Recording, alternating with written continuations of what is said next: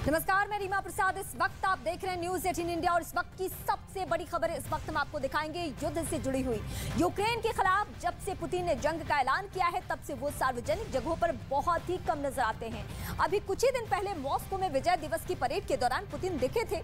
अभी पुतिन के बीमार होने की अटकलों के बीच पश्चिमी मीडिया ने बहुत बड़ा दावा किया है। ब्रिटेन के एक अखबार का दावा यह है कि पुतिन मौत के खौफ से अज्ञातवास में चले गए हैं।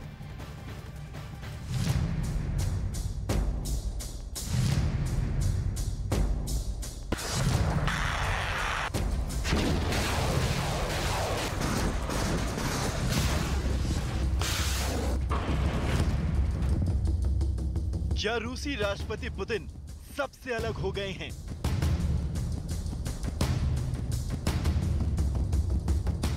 क्या रूसी राष्ट्रपति पुतिन बंकर में छिप गए हैं?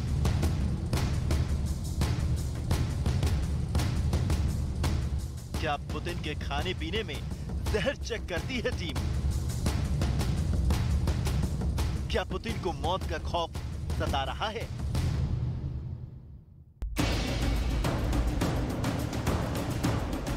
ब्रिटेन के अखबार द सन में छपी इस रिपोर्ट में दावा किया गया है कि पुतिन अपने भरोसेमंद से दूर अलग थलग एक बंकर में छिप गए हैं। उनको इस बात का डर सता रहा है कि उनके करीबी ही उनकी हत्या कर देंगे। द सन अखबार ने दावा किया कि पुतिन को इस बात की आशंका है कि उनके करीबी उनकी हत्या कर सकते हैं। इसी आशंका की वजह से पुतिन ने खुद को एक अलग आइसोलेशन में रख लिया है।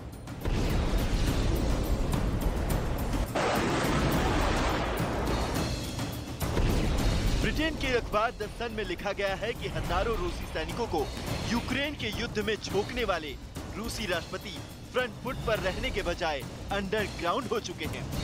अपने भरोसेमंद साथियों और सलाहकारों से भी दूर हो गए हैं। पुतिन को इस बात का खौफ सता रहा है कि उनके करीबी ही उनकी हत्या कर देंगे। अखबार के दावे के मुताबिक पुतिन को इस बात का डर है कि यूक्रेन पर हमले के उनके फैसले की वजह से उनके कट्टर समर्थक भी उन पर अविश्वास करने लगे हैं। द सन अखबार का दावा है कि रोज पुतिन के खाने में जहर की जांच की जाती है। सिर्फ करीबी सिक्योरिटी गार्ड ही उनके करीब जा सकते हैं। जहरीले पदार्थों से बचने के लिए पुतिन ने स्पेशल दस्तानों का ऑर्डर दिया है। जहरीले केमिकल के खतरे से बचने के लिए कई बार उनके स्विमिंग पूल के पानी की जांच की जाती है। द सन अखबार के मुताबिक पुतिन में हिटलर जैसे लक्षण दिखाई दे रहे हैं। इससे पहले पुतिन और हिटलर में कई समानताएं देखी जा चुकी हैं, जिससे युद्ध की असफल नीति और गिरते स्वास्थ्य की अटकलें शामिल हैं। दावा किया जा रहा है कि पिछले कई महीनों से पुतिन अपने मंत्रियों और सलाहकारों तक से नहीं मिल रहे हैं। वो सिर्फ वीडियो कॉल पर ही मीटिंग करते हैं। University College London School of Slavonic and East European Studies के एक प्रोफेसर के मुताबिक पुतिन ऐसा इसलिए कर रहे हैं कि वो कुछ भी सुनना नहीं चाहते हैं। पुतिन मिलिट्री मास्टरमाइंड की तुलना में मिलिट्री फैन बॉय ज्यादा है और हिटलर की तरह उन्हें भी युद्ध की वास्तविकता के बारे में पता नहीं है। पुतिन अब 70 साल के होने वाले हैं। उनके गिरते स्वास्थ्य की अफवाहें उड़ती रहती हैं। इस आधार पर दावा किया जा रहा है कि अब रूस की सत्ता उनकी पकड़ से छूट रही है। अभी मॉस्को में विजय दिवस परेड में पुतिन मोटे कंबल लपेटे दिखे। इन्हीं तस्वीरों से उनकी बीमारी की अटकलें लगाई जा रही हैं। दावा किया जा रहा है कि पुतिन के साथ हमेशा डॉक्टरों की टीम होती है। लेखक और रूस के विशेषज्ञ गैलोटी के मुताबिक पुतिन अब फंस गए हैं और सत्ता के भूखे उनके साथी उन्हें ही निपटा देंगे। लेकिन इस बीच विशेषज्ञों को इस बात की सबसे ज्यादा चिंता है कि पुतिन परमाणु बटन पर उंगली रखकर चलने वाले शख्स हैं। मतलब ये कि पुतिन कभी भी बड़ा फैसला ले सकते हैं।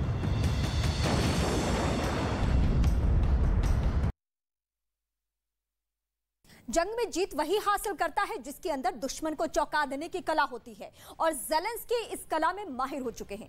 ज़ेलेंस्की ने यूक्रेन को बचाने के लिए एक ऐसी आर्मी उतार दी है जिस पर कितनी भी गोलियां चलाओ कोई असर ही नहीं होता है। आसमान से कितने ही बम बरसाओ एक सैनिक की भी जान नहीं जाती है। कौन सी है ये सेना और क्या है ज़ेलेंस्की की स्ट्रैटेजी, आपको इस रिपोर्ट के जरिए दिखाते हैं।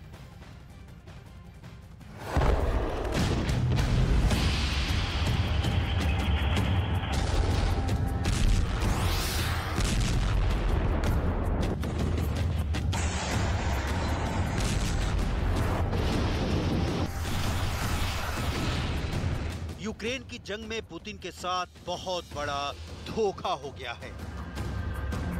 पुतिन के फाइटर जेट्स ने यूक्रेन के सैनिकों पर बम तो खूब बरसाए,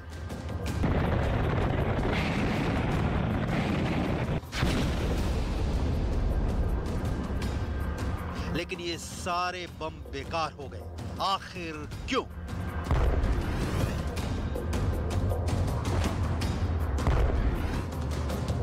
आखिर जेलेंस्की ने ऐसी कौन सी आर्मी बनाई है जिन पर बम गोलों का कोई असर नहीं हो रहा?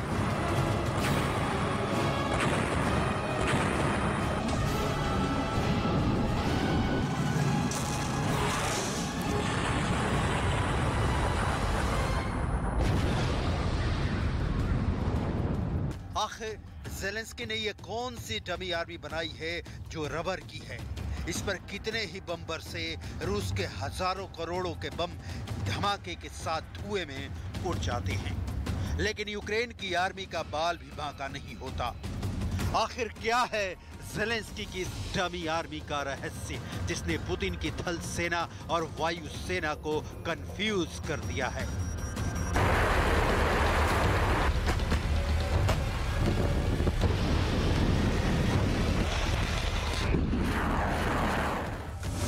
अब जरा इन तस्वीरों को गौर से देखिए। ये आज से 78 साल पहले की तस्वीरें हैं, जब दूसरा विश्व युद्ध जीतने के लिए हिटलर को हराने के लिए ब्रिटेन के तत्कालीन प्रधानमंत्री विंस्टन चर्चिल ने एक पूरी फेक आर्मी खड़ी कर दी थी।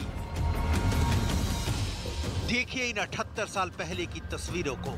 ये एक टैंक है जो अंदर से पूरा खोखला है। देखिए ये बख्तरबंद गाड़ियां जैसे फूंक मारने से हवा में उड़ जाए। देखिए ये रबर की तोप जिसमें हवा भरी जा रही है। और देखिए ब्रिटेन के ये दो जवान जो रबर के टैंक के अंदर घुसे और टैंक की मूवमेंट शुरू हो गई। आखिर ये चर्चिल का कौन सा चक्रव्यूह था जिसमें हिटलर बुरी तरह फंस गया? 78 साल पुरानी ये पूरी दिलचस्प कहानी आपको इसलिए सुनाएंगे क्योंकि चर्चिल की ही रणनीति अब जेलेंस्की भी फॉलो कर रहे हैं।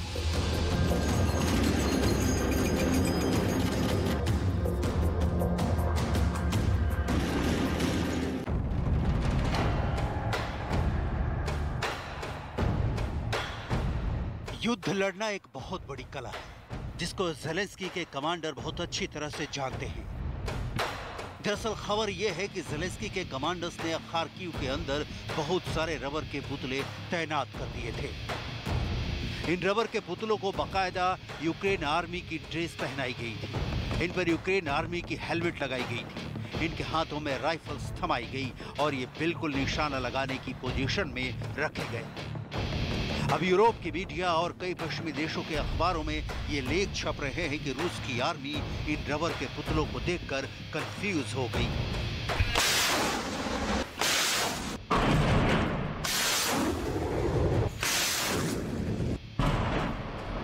ये दावा किया जा रहा है कि खार्किव के अंदर रूस को पीछे धकेलने में इन रबर के पुतलों का भी बड़ा रोल रहा है। ये भी हो सकता है कि इस तरह के रबर के पुतलों को देखकर रूस के फाइटर जेट से भारी मात्रा में बम बरसाए हों और रबर के पुतलों को हवा में उड़ते हुए देखकर उनको जीत का एहसास हो गया हो, जो बाद में धोखा साबित हुआ। क्योंकि रबर आर्मी असली नहीं बल्कि जेलेंस्की की फेक आर्मी यानी नकली आर्मी है।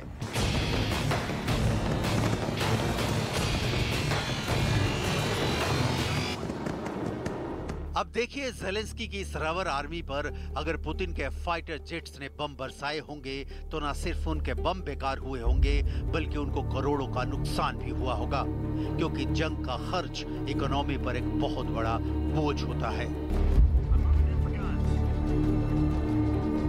सिर्फ इतना ही नहीं, इन फाइटर जेट्स ने खार्किव के इन डमी सोल्जर्स पर बम बरसाकर अपना कीमती समय भी बर्बाद किया, क्योंकि जंग में हर सेकंड की कीमत होती है। रूस की वायु सेना ही नहीं, रूस की थल सेना को भी धोखा देने में ये यूक्रेनी डमी सोल्जर्स कामयाब हो सकते हैं, क्योंकि इनकी पोजीशनिंग ऐसी है जैसे ये निशाना लगा रहे हों।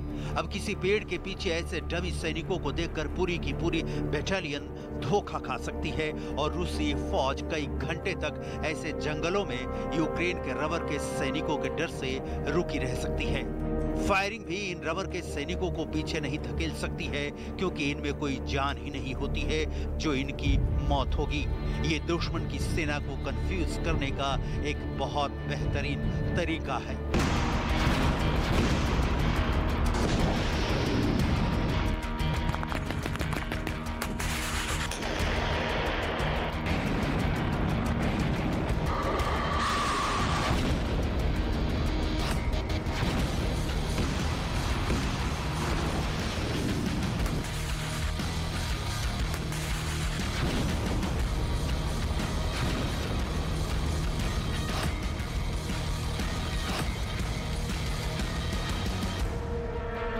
अब जरा ये हेडलाइंस देखिए तो आपको पता चलेगा कि किस तरह दुनिया में पुतिन का मजाक बनाने की कोशिश की जा रही है। इसका मतलब है कि ओडेसा की नगरपालिका ने कहा कि ओडेसा क्षेत्र में समुद्र तट पर एक शौचालय को नष्ट करने के लिए एक रॉकेट बर्बाद किया गया। एक और हेडलाइंस देखिए, पुतिन का अपमान हुआ क्योंकि उन्होंने केवल समुद्र तट के एक शौचालय को नष्ट करने के लिए ओडेसा पर मिसाइल गिराई। ये तस्वीर देखिए, रूस ने 21 मई को दावा किया था कि उसने ओडेसा के समुद्र तट पर कैलिबर मिसाइल से हमला करके ओडेसा के ईंधन डिपो को नष्ट कर दिया है। На Одесском припортовом заводе высокоточными ракетами воздушного базирования ВКС России уничтожены хранилища с топливом, предназначенным для бронетехники украинских националистов. Кроме того, высокоточными ракетами воздушного базирования поражены 3 пункта управления. लेकिन यूक्रेन का समर्थन करने वाले मीडिया ने रूस के रक्षा मंत्रालय के दावे का मजाक बनाते हुए कहा कि सिर्फ एक टॉयलेट धमाके में बर्बाद हुआ है और कोई नुकसान नहीं हुआ है। अब कहा यह जा रहा है कि एक कैलिबर मिसाइल की कीमत 40 करोड़ रुपए होती है और इस 40 करोड़ की मिसाइल का इस्तेमाल पुतिन ने सिर्फ एक टॉयलेट नष्ट करने के लिए किया है।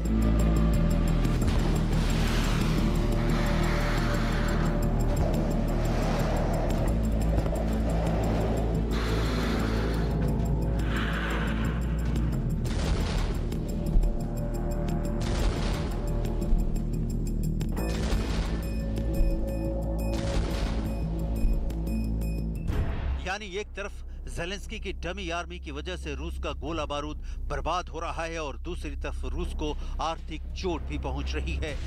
यूक्रेन के लोग भले ही जंग का दर्द झेल रहे हों, लेकिन ज़ेलेंस्की अभी भी और लंबा युद्ध लड़ने की प्लानिंग में लगे हुए हैं।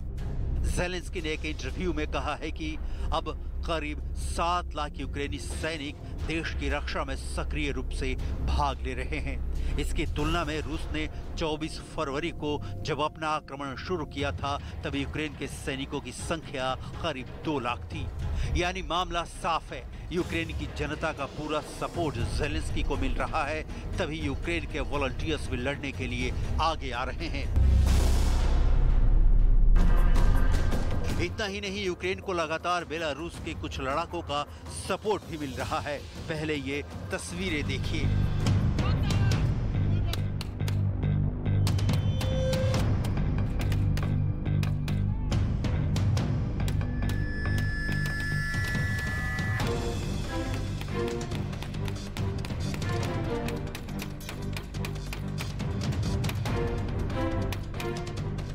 दरअसल ये बेलारूस के वॉलंटियर्स हैं जो यूक्रेन के लिए लड़ना चाहते हैं और इन वॉलंटियर्स को ट्रेनिंग देने का काम कर रहा है America.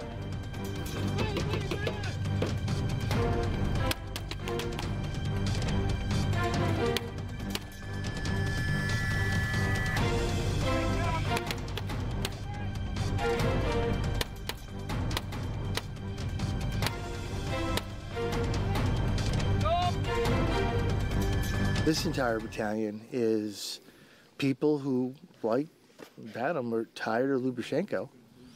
They hate Russia because of their interference, and they see Ukraine as, you know, their brothers. And they said, look, if we help Ukraine and we beat the Russians, we teach our own people that you can resist.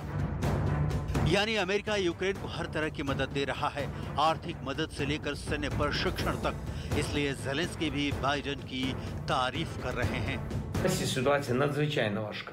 Як і в попередні дні, російська армія намагається наступати на Слов'янськ і Сєвєродонецьк.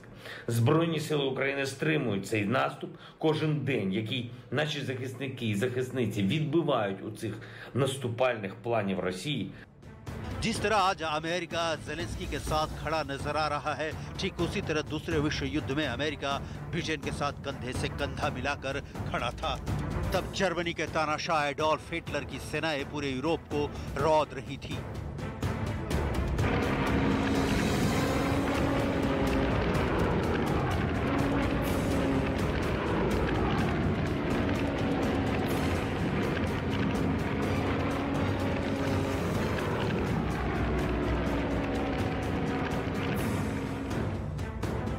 और Adolf Hitler की ताकत इतनी ज्यादा बढ़ चुकी थी कि उन्होंने अपने फाइटर जेट्स को लंदन के आसमान में भेज दिया था।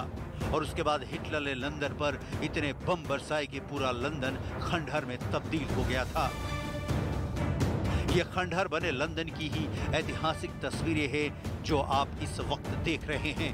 लेकिन हिटलर का मुकाबला चर्चिल से था और चर्चिल उस वक्त दुनिया के सबसे बेहतरीन युद्ध रणनीतिकार थे। हिटलर के विजय अभियान को रोकने के लिए चर्चिल ने फ्रांस के नॉर्मैंडी बीच पर हजारों की संख्या में सैनिक उतारे थे। इसे नॉर्मैंडी लैंडिंग कहा जाता है। लेकिन नॉर्मैंडी लैंडिंग को सफलतापूर्वक अंजाम देने के लिए चर्चिल ने एक बेहद खतरनाक चाल चली थी। ये उसी वक्त की तस्वीरें हैं। देखिए, यह है इंग्लैंड का डोवर बीच।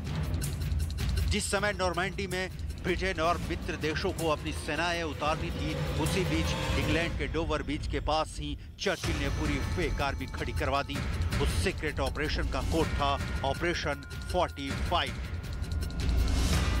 चर्चिल ने रबर के टैंक बनवाए जिसमें हवा भर दी गई। चर्चिल ने रबर के तोप बनाए जिसमें हवा भरकर बिल्कुल असली जैसा लुक दिया गया। इतना ही नहीं, रबर की बख्तरबंद गाड़ियां तैयार करवाई गई। डोवर बीच पर पूरी रबर आर्मी खड़ी कर दी गई। दरअसल ये सब करवाने के पीछे मकसद यही था कि हिटलर की सेनाओं का ध्यान नॉर्मैंडी से हटा दिया जाए ताकि फ्रांस के तट पर कब्जा बेहद आसान हो जाए। और हुआ भी बिल्कुल ऐसा ही। चर्चिल की इस चाल में हिटलर ऐसा फंसा कि धीरे धीरे फ्रांस ही नहीं, पूरे यूरोप के कई देश हिटलर के चंगुल से बाहर निकल गए। कुछ इसी तरह यूक्रेन भी पुतिन को मात देने के लिए फेक आर्मी का इस्तेमाल कर रहा है।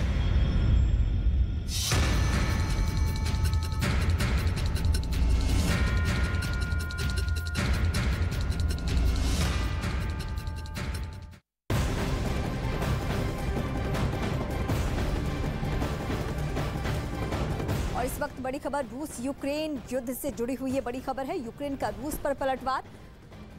युद्ध में यूक्रेन का इस वक्त बड़ा दावा है रूसी सैनिकों को लेकर। 24 घंटे में रूस के 6 टैंक मार गिराए हैं, ध्वस्त कर दिए हैं। एक लड़ाकू विमान भी मार गिराने का दावा किया है यूक्रेनी सेना ने। रूस की 6 गाड़ियों को भी उड़ाने का दावा किया गया है। युद्ध के हालात में 10 बख्तरबंद गाड़ियों को भी ध्वस्त करने का दावा यूक्रेनी सेना की तरफ से। तो ये तस्वीरें इस वक्त हम आपको दिखा रहे हैं।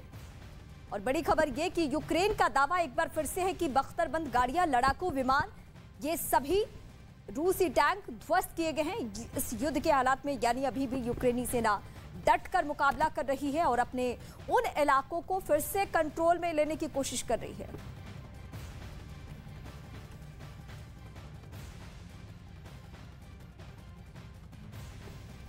और इस वक्त हम आपको अपडेट कर रहे हैं कि युद्ध के हालात किस तरीके से। महायुद्ध में यूक्रेन को रूस के जिस हथियार का सबसे बड़ा डर था, उस डर का गुबार निकल चुका है।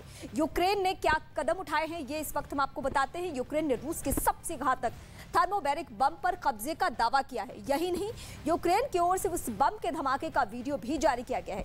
कैसे आया यूक्रेन के हाथ रूस का हथियार, ये हम आपको दिखाते हैं रिपोर्ट के जरिए।